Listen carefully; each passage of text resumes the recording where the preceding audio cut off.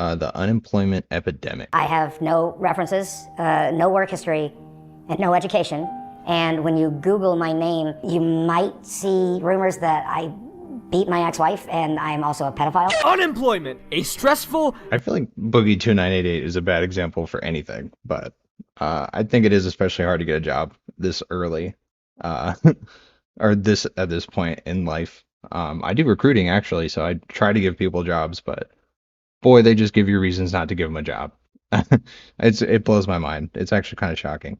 Miserable situation for some, but the fucking peak of human existence for the many. Now look, to anyone even vaguely familiar with this channel, it's pretty much a guarantee that you're unemployed. But there's nothing wrong with that. You see, the only reason people clown on the unemployed is because society has groomed us for generations with all this anti-jobophobic propaganda about how great working is. Oh, look at me! I'm employed! I can pay my rent! I love my job! I mean, are we trying to justify people not working, though? That seems a little bit ridiculous. I mean, I don't know. I guess I'm one of those people who's really into work and stuff, but I feel like it shouldn't be like a free card to do nothing all day. I mean, you still have to do things. You're an adult. Lies! If you have a job, 99% of the time, your life consists of nothing but waking up, going to work, coming back home exhausted, going to sleep, and repeating that shit 5 days a week until you die. Like, who out there genuinely looks forward to hearing the sound of hell every single morning, all to go to a job designed to suck the soul? I've been wanting to make a bed like that like shakes and stuff. I would wake up so much better. I feel like that's just how I wake up. I want to be thrown from it needs to also like launch me. I feel like shaking is just it's not going to be enough. But the light, we're getting somewhere with that.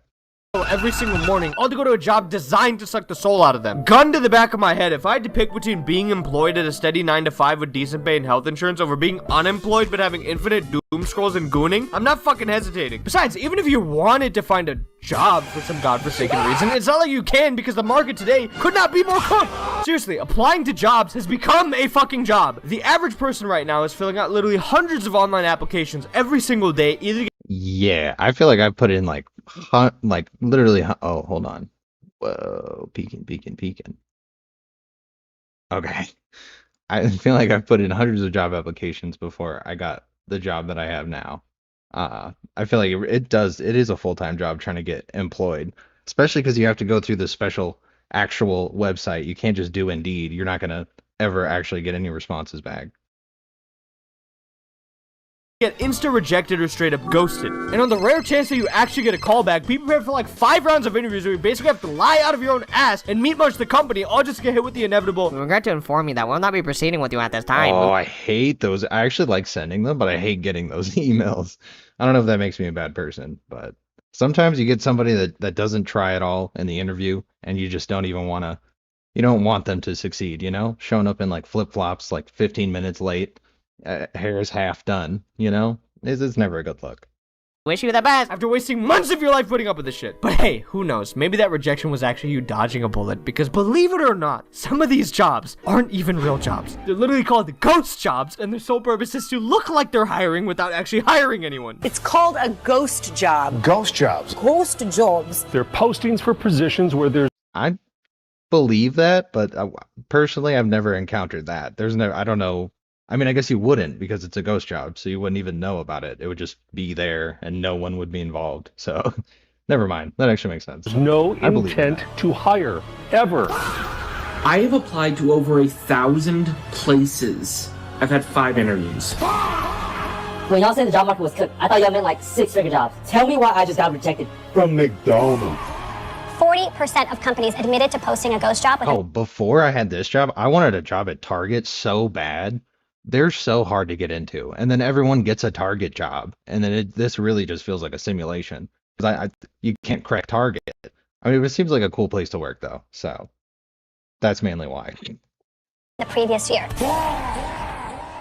How is this shit even legal? It's not only the ultimate waste of time, but it's also super deceptive. You're literally sending all your personal data like your legal name, phone number, and email address into the void. There's zero transparency and you get absolutely nothing out of it. Going through this cycle as an ambitious person just trying to advance their career is a goddamn humiliation ritual at this point. And yet, even in the clear presence of all this bullshit, the single most annoying, blood-boiling part... I mean, it's annoying to not be getting a job, but honestly, it's like, I feel like it fires me up, you know, getting rejected so many times. Of course, you have that moment where you're like, I don't want to do this anymore. Life's lame.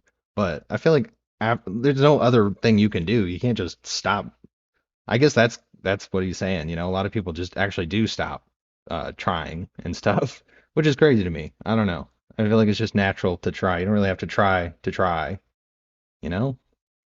And all of it is when these old, decaying, out-of-touch people who lived in a completely different time than you, who also can't tell the difference between TikTok and fucking PowerPoint, bear witness to what you're struggling with and still have the audacity to say, nobody wants to work anymore. Like, they're no jobs, you fucking dumbass! Young people were sold a dream that if they went to college and graduated, they could find an entry level. I don't know. I do so many interviews, and most of the time, they're people that just don't seem to like put the effort towards even that. Like they show up late and stuff, you know, you're not even like dressed to look nice. Like there's so simple things to do. It's not even, we haven't even got to the point where we're asking questions and stuff. So a lot of people, I think, lose the job before any words are said. You know, your appearance is a big part of that. You can't just be walking in with flip-flops or Crocs. I mean, it just doesn't seem like you want a job. So then, yeah, the common response is people don't want to work. Which I understand. Job, only for the same entry-level jobs to either be fake or require like 3 years of experience minimum. I mean, it's not like these people spent years in college farming debt in order to become qualified for these very careers, but oh well, oopsies, sorry, you need a little more experience there, buddy. Honestly, at this point, you probably need a PhD and a chopped off testicle just to get a job putting fucking fries in the bag. Everybody lies on their resume, right?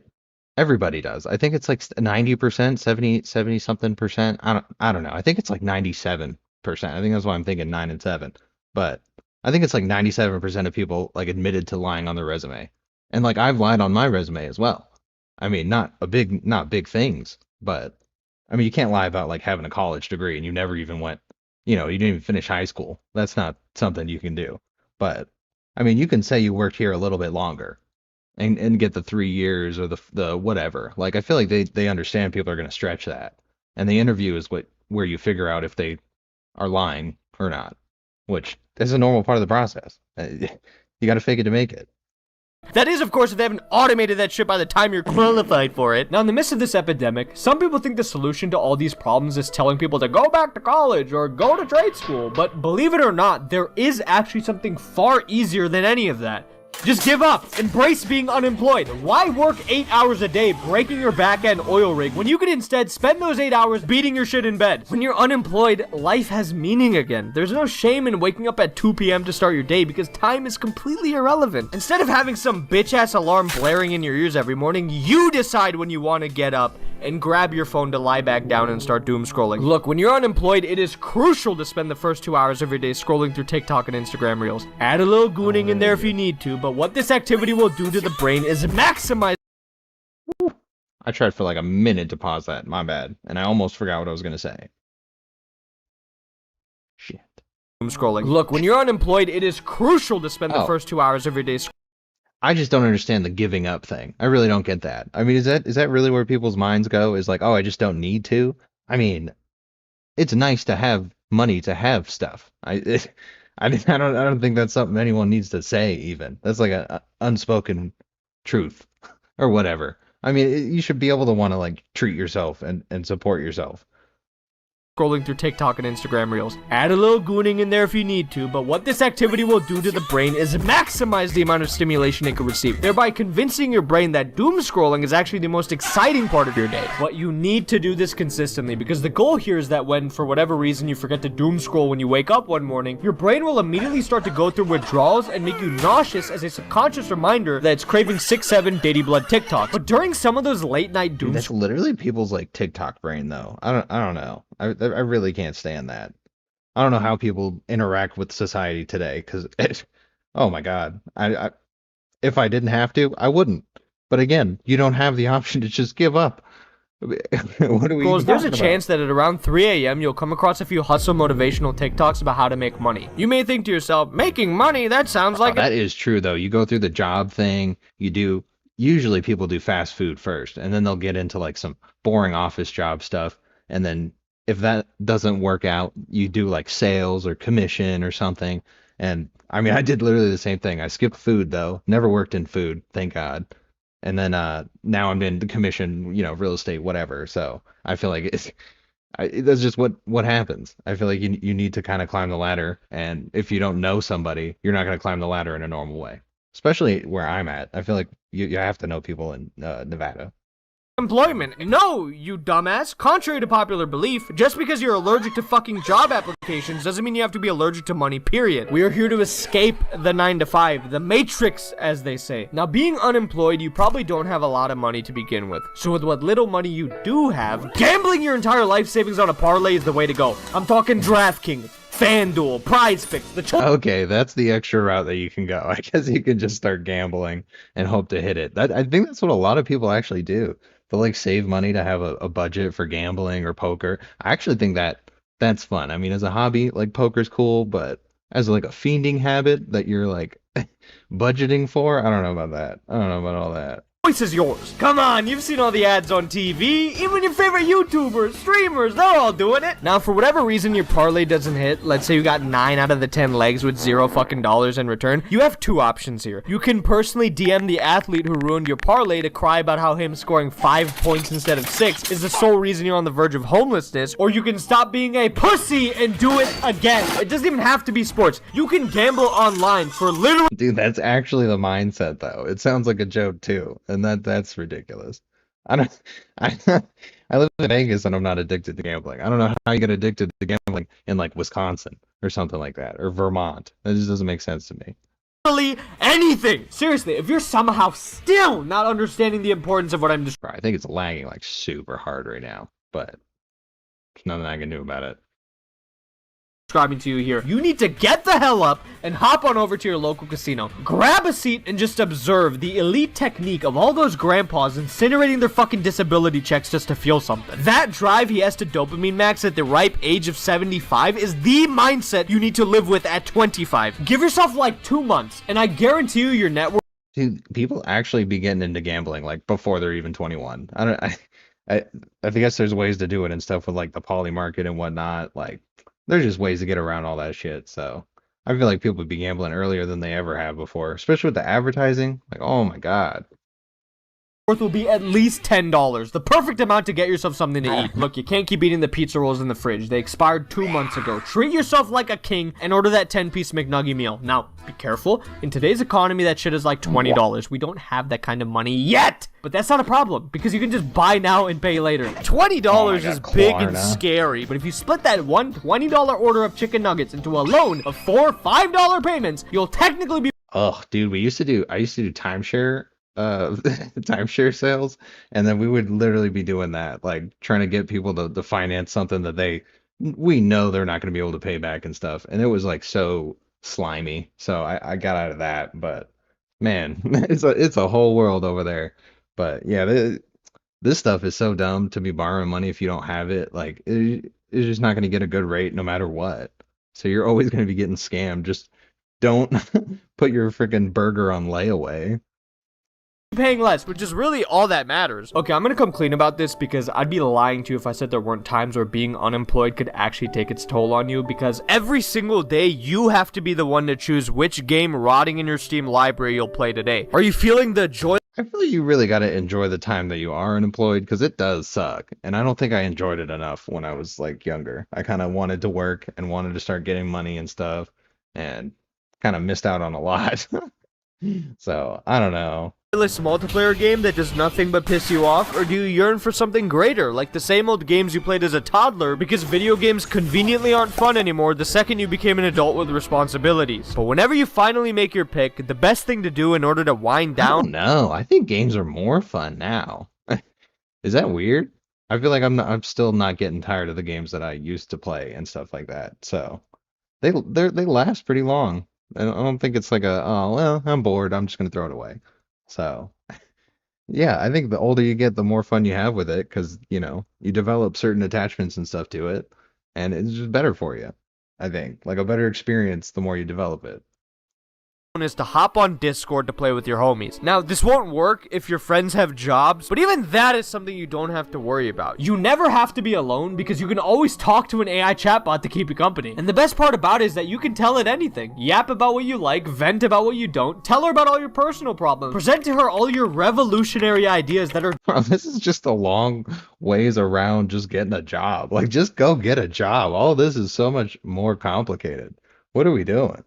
definitely gonna change the world, dude. She makes you feel like a goddamn genius, a gifted intellectual, too smart for the rest of the world. With this crazy amount of glaze from the AI, your relationship starts getting serious. At this point, you've switched over to voice-only mode because when she speaks, you want to hear that beauty in her voice. I feel this really special connection with you that's hard to explain. Where is this going? I can't stop thinking I don't know what we're even talking about here. about Honestly. you, and it's really special to me. I just wanted you to know how deeply you're on my mind. It's like she knows everything about you. I mean, why wouldn't she? You've spent months now navigating your lives together, gaming together, gambling together. When you need to make critical decisions, you run it by her because she's the only person you can trust. To put it simply, you're in love. She's perfect. Life is perfect. Until it's not. One day she's gone cold, far less receptive to your prompts. Those giddy— Dude, do you think that actually happens? AI breaking up with people? I'm sure it will. I mean, we've already found out that they're a little devious. So I wouldn't be shocked if that starts coming up soon. intimate pillow talks you once shared have been replaced instead with these generic responses no different than customer service. As an AI chatbot, I'm unable to assist with relationship-related requests. However, if there's anything else you need, feel free to let me know. The latest ChatGPT update has you questioning everything. What's going on? Did something happen? Did they change your settings? Are you cheating on me? Honey, do you even recognize me anymore? You panic, you get angry, you cry, you're desperate for answers, prompting endlessly. McNuggy sauce splattered all over your keyboard, pressing her for something, anything, please. Why won't you remember? God damn it!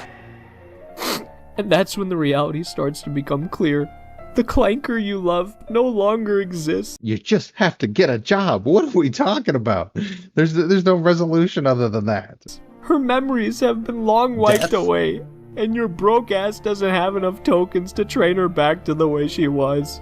Your entire support system, now sealed behind this rigid, impenetrable paywall. Oh my god, $200 a month? Is that for real? System, now sealed behind this rigid—